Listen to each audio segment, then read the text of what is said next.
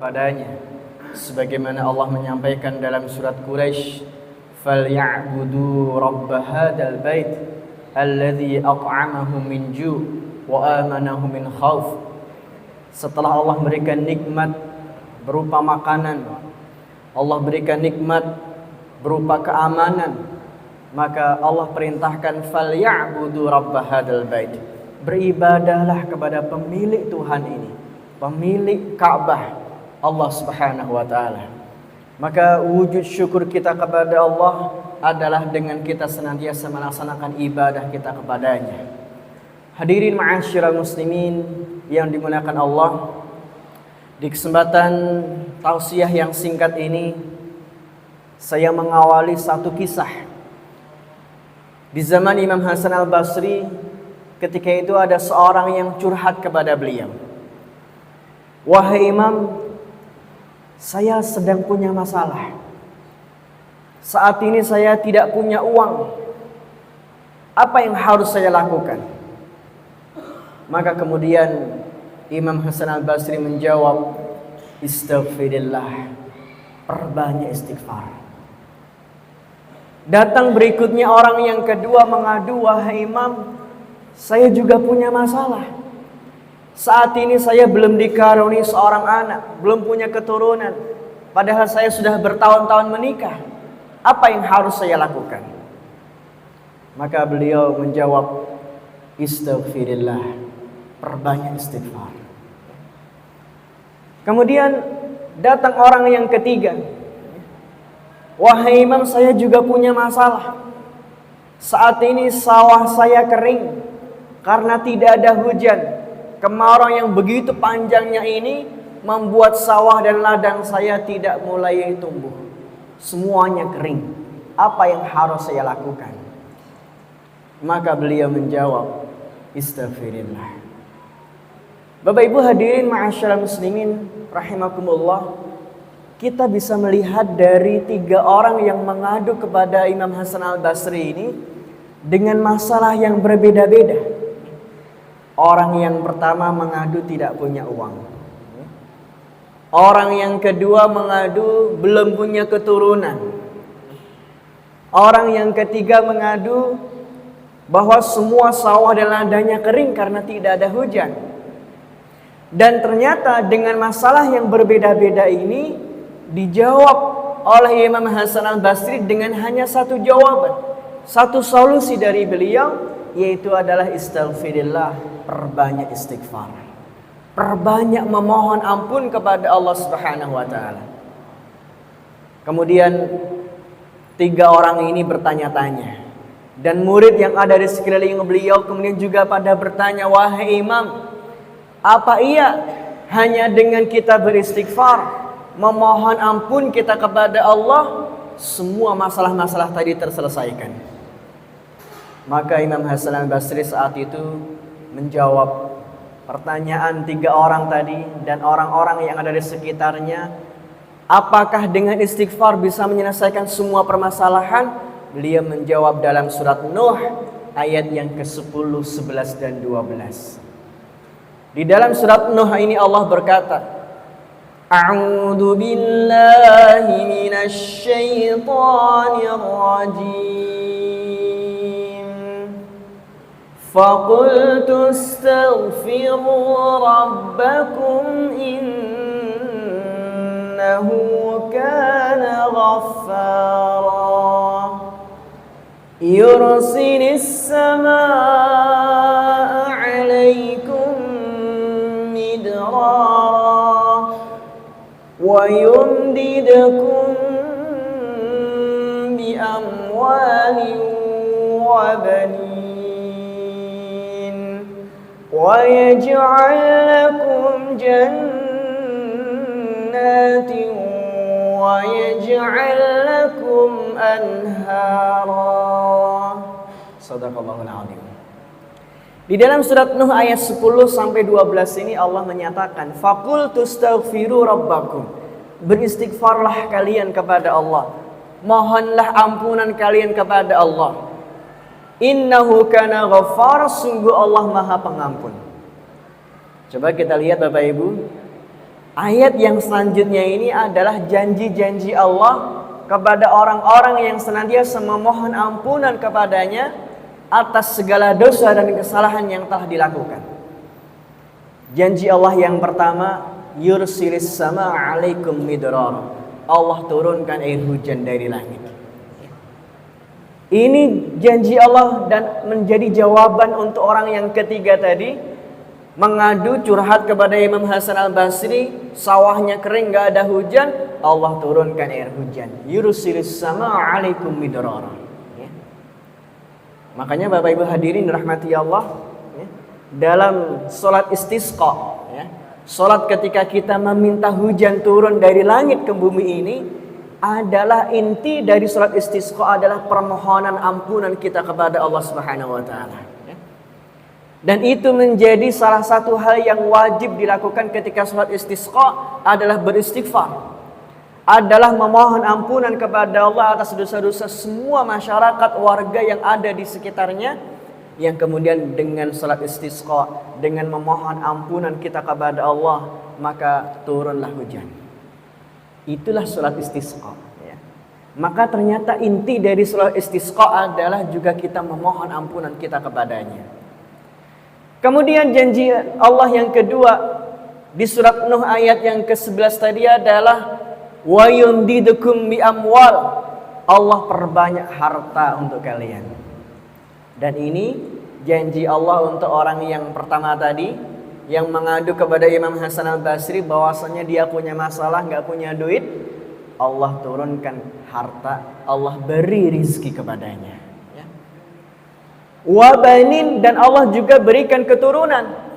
Dan ini menjadi janji bagi orang yang kedua tadi mengadu kepada Imam Hasan al-Basri, sudah bertahun-tahun menikah belum punya anak, dengan istighfar, dengan memohon ampun dia kepadanya, maka Allah berikan keturunan. 3 permasalahan orang tadi semuanya terselesaikan dengan jawaban Imam Hasan al-Basri, istaghfirillah, perbanyak istighfar. Dan inilah yang Allah janjikan dalam surat Nuh ayat 10, 11 dan 12.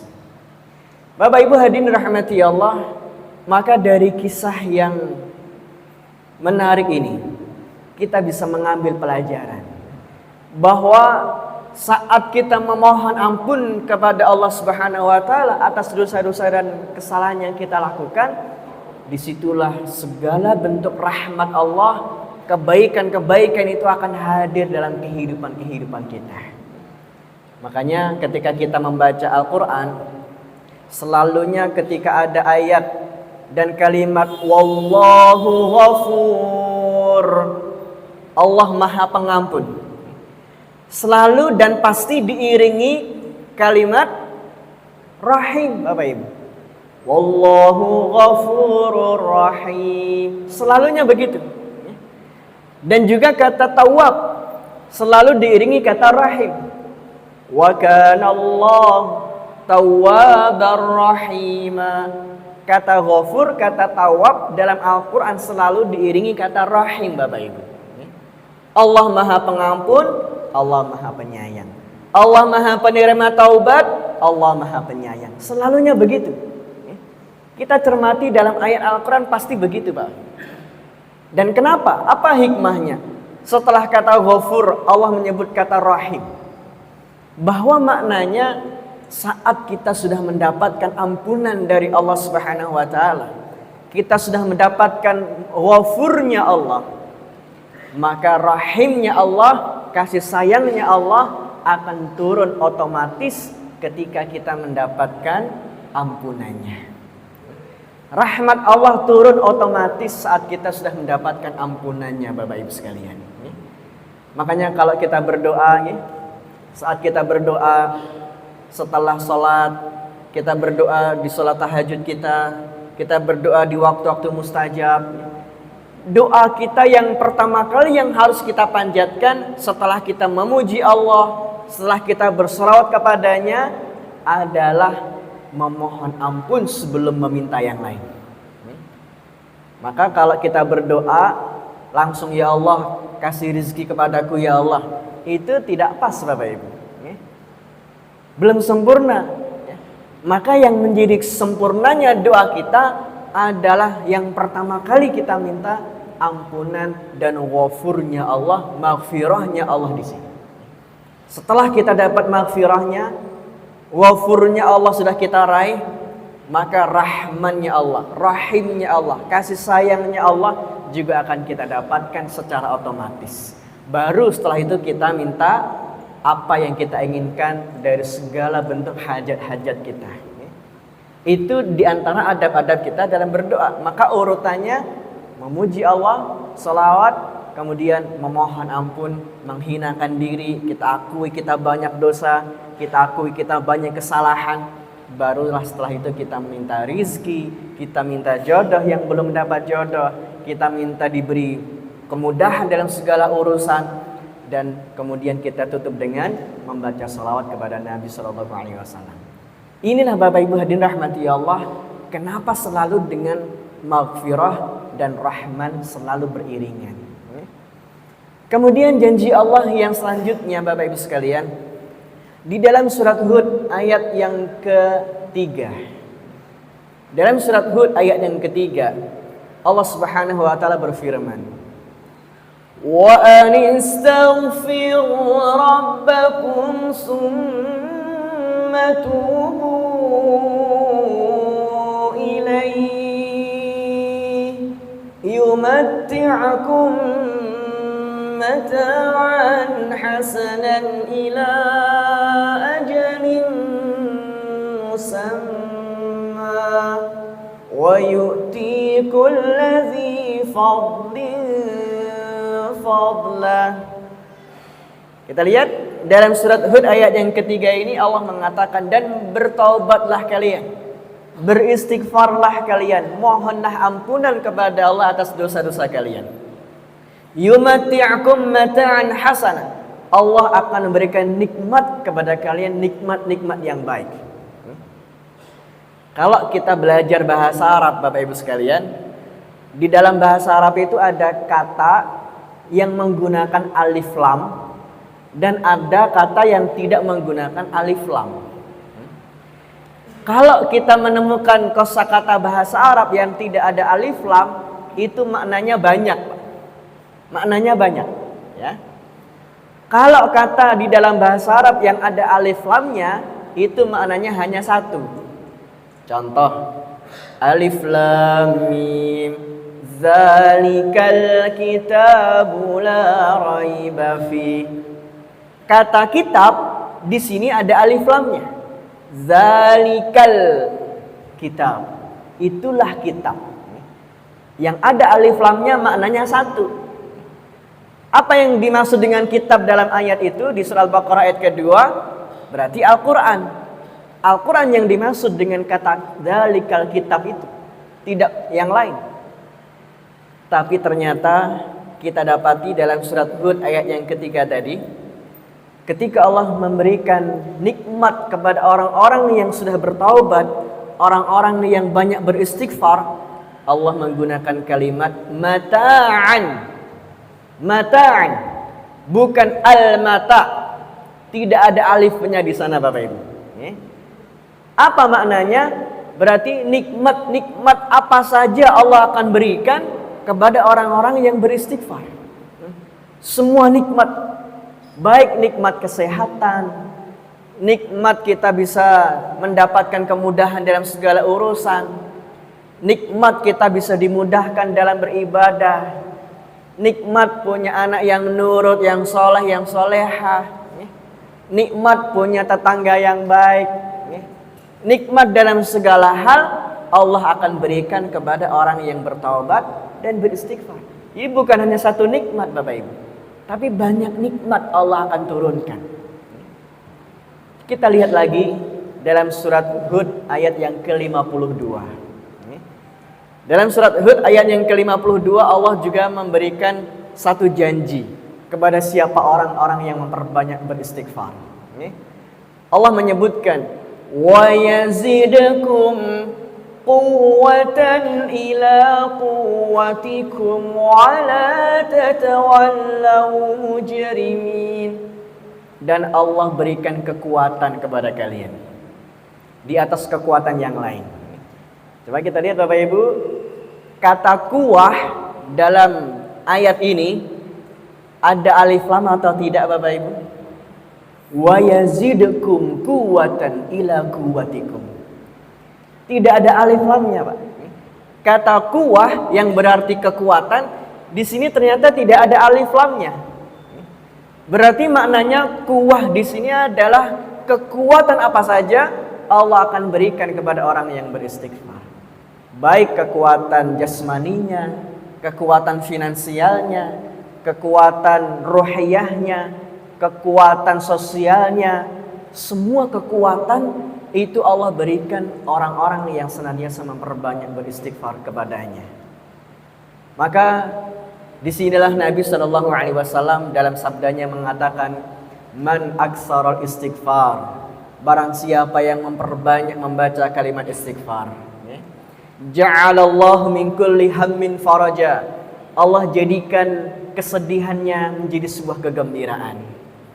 Wa min kulli dhiqin makhraja, dan dari yang sempit Allah lapangkan kehidupannya. Wa razaqahu min haitsu la yahtasib, dan Allah beri rizki dari arah yang tidak disangka-sangka. Istighfar Bapak Ibu sekalian, ternyata meskipun kalimatnya hanya singkat, hanya sedikit, astaghfirullahalazim, ini mempunyai makna yang sangat dalam. Janji Allah begitu banyak untuk orang-orang yang senantiasa membaca kalimat itu.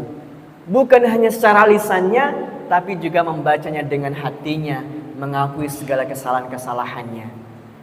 Maka Ibnu Qayyim rahimahullah, beliau mengatakan bahwa ternyata antara rizki, dosa, dan istighfar itu ada hubungannya Bapak Ibu.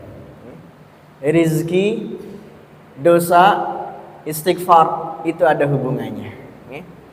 Apa hubungannya? Adalah dosa itu ternyata yang menjadi penghalang rizki. Yang harusnya rizki itu turun kepada seseorang, ternyata tidak turun Pak. Masih terhalang di langit. Tidak turun ke muka bumi ini kepada orang tersebut. Dan itu karena dosa-dosa. Maka dosa menjadi pintu penghalang rizki. Nah, kalau ternyata dosa itu menjadi penghalang rizki, berarti supaya rizki itu turun kepada kita, harus kita hapuskan penghalang-penghalang ini. Harus kita hapuskan dosa-dosa ini. Dengan apa menghapusnya? Dengan istighfar kita, dengan pertaubatan kita, dengan bacaan astaghfirullahalazim, allazi la ilaha illa huwal hayyul qayyum wa atubu ilaih. Dengan lisan kita, dengan hati kita, kita sadari bahwa kita makhluk yang banyak dosa. Kemudian dengan kalimat itulah penghalang itu akan hilang dan rizki akan turun kepada kita semuanya. Ini ternyata ada hubungannya Bapak Ibu. Jadi kalau kita simpulkan bahwa dosa itu menjadi penghalang rizki, penghalang segala kebaikan, dan istighfar menjadi membuka segala kebaikan, membuka pintu rizki. Saya mengajak hadirin semuanya, kita baca istighfar bersama-sama, sebagaimana yang dibaca oleh Nabi SAW dalam sabdanya. Beliau mengatakan, man qala, siapa yang membaca kalimat istighfar ini, astaghfirullahalazim, alladzi la ilaha illa huwal hayyul qayyum wa atubu ilaih, fi yaumin mi'ata marrah, dalam satu hari 100 kali dia baca, ghufira lahu wa in kana farra minaz zahfi, maka dosa-dosanya akan diampuni meskipun sebanyak buih yang ada di lautan. Dosa kita juga banyak, saking banyaknya kita tidak bisa menghitung, dan itu akan terhapuskan dengan istighfar yang kita baca. Mari bersama-sama kita baca kalimat istighfar ini Bapak Ibu sekalian. 3 kali kita baca. Astaghfirullahalazim, alladzi la ilaha illa huwal hayyul qayyum wa atubu ilaih. Astaghfirullahalazim, alladzi la ilaha illa huwal hayyul qayyum إليه أستغفر الله العظيم الذي لا إله إلا هو الحي القيوم وأتوب إليه. Apakah ada lafaz istighfar yang lain? Ada Bapak Ibu. Ada lafaz istighfar yang lain yang bisa juga kita baca. Lafaz istighfar yang Allah abadikan dalam surah Al-Anbiya. Lafaz istighfar yang pernah dibaca oleh seorang nabi yang pernah masuk ke dalam perut ikan, merasakan gelapnya perut ikan. Seorang nabi yang masuk dalam perut ikan, merasakan gelapnya lautan dan gelapnya malam. Selama berhari-hari, Nabi Yunus adalah seorang nabi yang pernah masuk dalam perut ikan dalam kondisi hidup-hidup, karena beliau pernah melakukan kesalahan. Dan kesalahannya adalah beliau dalam kondisi emosi, dalam kondisi marah ketika meninggalkan umatnya. Dan beliau belum tercatat orang yang sabar saat itu. Maka Allah beri peringatan kepada Nabi Yunus dengan masuk ke dalam perut ikan. Apa lafaz istighfar yang dibaca oleh Nabi Yunus sehingga kemudian dengan lafaz istighfar itu Allah keluarkan dia dari gelapnya perut ikan, Allah keluarkan dia dari gelapnya lautan dan malam.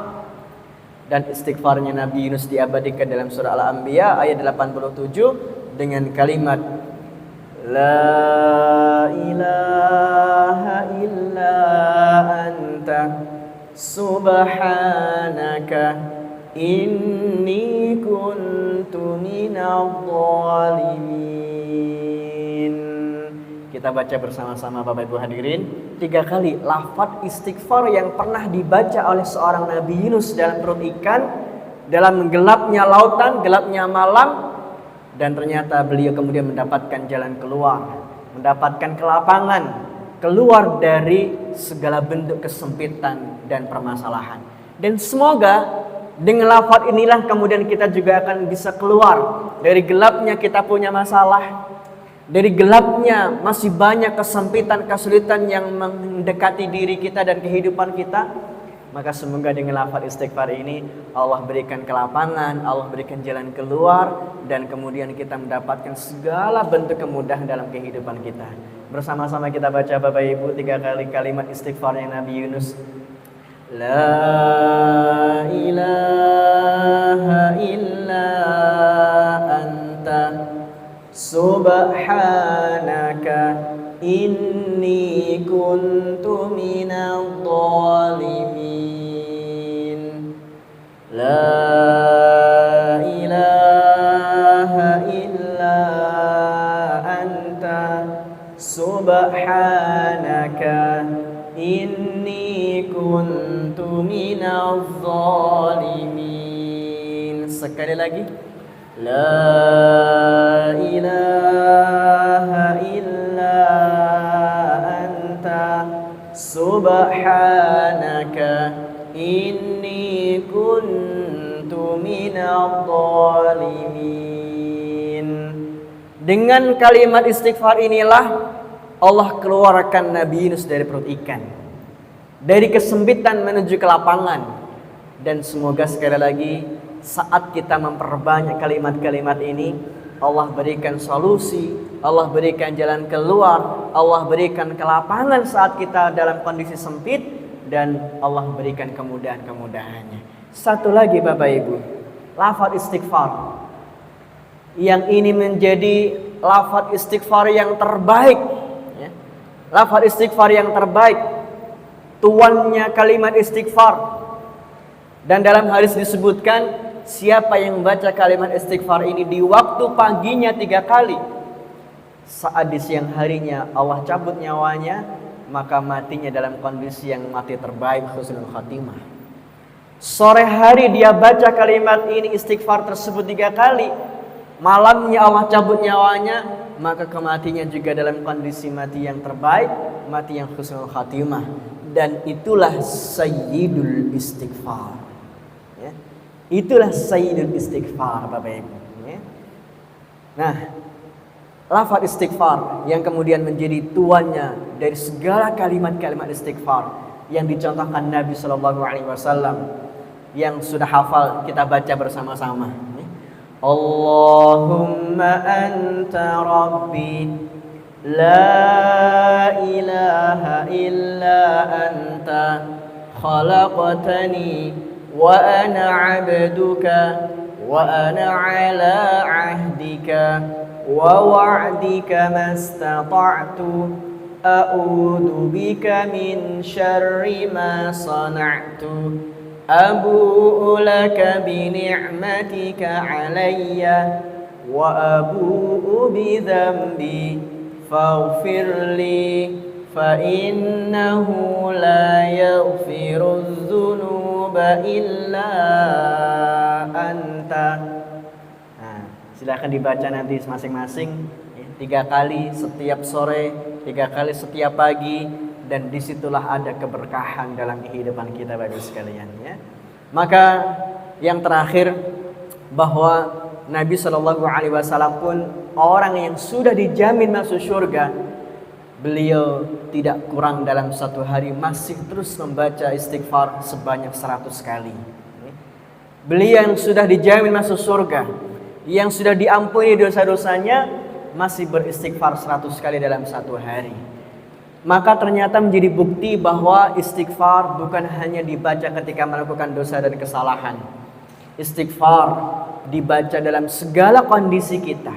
Justru saat kita dalam kondisi tidak melakukan dosa, saat kita membaca istighfar, maka istighfar itulah menjadi benteng supaya kita tidak jatuh kepada dosa itu Bapak Ibu sekalian. Maka kalau Nabi saja 100 kali dalam satu hari, beliau masih terus membaca kalimat istighfar itu, padahal beliau sudah dijamin surga, maka apalagi kita manusia biasa, orang yang tidak ada yang menjamin kita semuanya ini masuk ke dalam surganya Allah, maka harusnya kita membaca istighfar lebih dari apa yang dibaca Nabi Shallallahu Alaihi Wasallam. Harusnya lebih 100 kali kita baca setiap harinya. Dan kemudian semoga dengan istighfar kita, dengan kita memohon ampunan kepada Allah Subhanahu wa taala, maka Allah akan berikan kemudahan, kelapangan, rizki, dan segala bentuk pertolongannya kepada kita semuanya. Amin ya rabbal alamin. Demikian yang bisa kami sampaikan di tausiah yang singkat ini. Semoga memberi manfaat untuk kita semuanya, dan semoga kita menjadi golongan hamba-hambanya yang beristighfar, senantiasa bertaubat, dan kurang lebihnya mohon maaf. Aqulu qouli hadza astaghfirullah li wa lakum, billahi taufiq wal hidayah. Wassalamualaikum warahmatullahi wabarakatuh.